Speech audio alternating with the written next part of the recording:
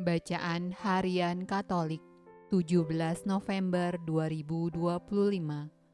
Peringatan wajib Santa Elizabeth dari Hungaria, biarawan. Marilah berdoa dalam nama Bapa dan Putra dan Roh Kudus. Amin. Allah yang berbelas kasih, sabdamu adalah terang dan pelita hidup kami. Utuslah Roh Kudusmu untuk membuka telinga, hati dan budi kami untuk mendengarkan dan memahami sabdamu. Doronglah kehendak dan tekad kami untuk mengamalkan sabdamu dalam hidup dan perutusan kami sehari-hari. Amin. Bacaan dari Kitab Makabe. Daripada mereka itulah terbit sebuah tunas yang berdosa, yaitu Antiochus Epiphanes, putra Raja Antiochus. Ia telah menjadi sandera di Roma. Antiochus Epiphanes menjadi raja dalam tahun 137 di zaman pemerintahan Yunani. Di masa itu tampil dari Israel beberapa orang jahat yang meyakinkan banyak orang dengan berkata, "Marilah kita pergi dan mengadakan perjanjian dengan bangsa-bangsa di sekeliling kita. Sebab sejak kita menyendiri, maka kita ditimpa banyak malapetaka." Usul itu diterima baik. Maka beberapa orang dari kalangan rakyat bersedia untuk menghadap raja. Mereka diberi hak oleh raja untuk menuruti adat istiadat bangsa-bangsa lain. Kemudian orang-orang itu membangun di Yerusalem sebuah gelanggang olahraga menurut adat bangsa-bangsa lain. Mereka pun memulihkan kulub mereka pula, dan murtadlah mereka dari perjanjian kudus. Mereka bergabung dengan bangsa-bangsa lain dan menjual dirinya untuk berbuat jahat. Raja pun menulis juga sepucuk surat perintah untuk seluruh kerajaan, bahwasanya semua orang harus menjadi satu bangsa. Masing-masing harus melepaskan adatnya sendiri. Maka semua bangsa menyesuaikan diri dengan titah raja itu. Juga dari Israel ada banyak orang yang menyetujui pemujaan raja. Dipersembahkan oleh mereka korban kepada berhala dan hari Sabat dicemarkan. Pada tanggal 15 bulan Kislew, dalam tahun 145, maka raja menegakkan kekejian yang membinasakan di atas mezbah korban bakaran. Dan mereka mendirikan juga perkorbanan di segala kota di seluruh Yehuda.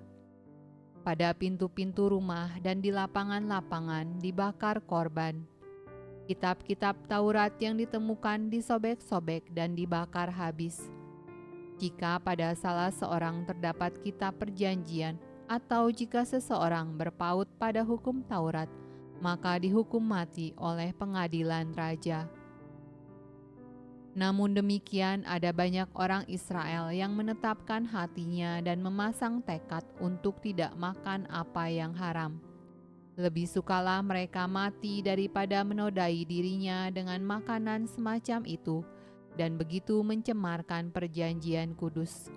Dan sesungguhnya mereka mati juga. Kemurkaan yang hebat sekali menimpa Israel.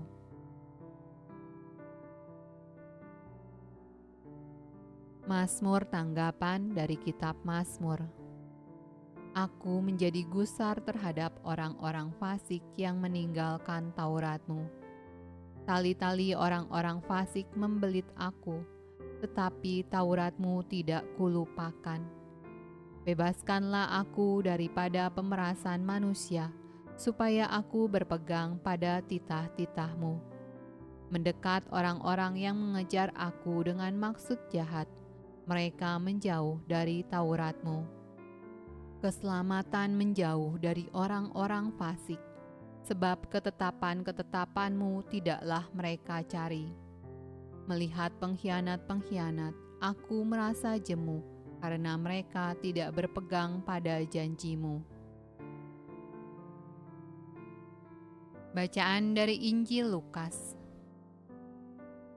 Waktu Yesus hampir tiba di Yeriko, ada seorang buta yang duduk di pinggir jalan dan mengemis. Waktu orang itu mendengar orang banyak lewat, ia bertanya, "Apa itu?" Kata orang kepadanya, "Yesus orang Nazaret lewat."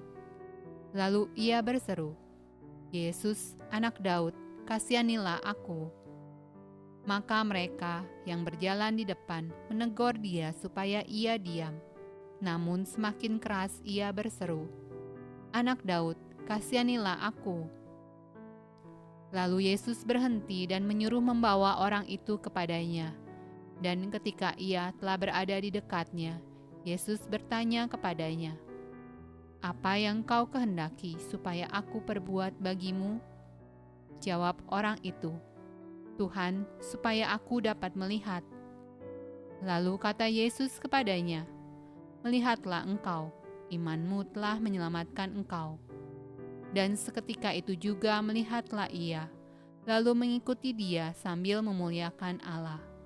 Seluruh rakyat melihat hal itu dan memuji-muji Allah. Demikianlah sabda Allah. Terpujilah Kristus. Dalam nama Bapa dan Putra dan Roh Kudus. Amin.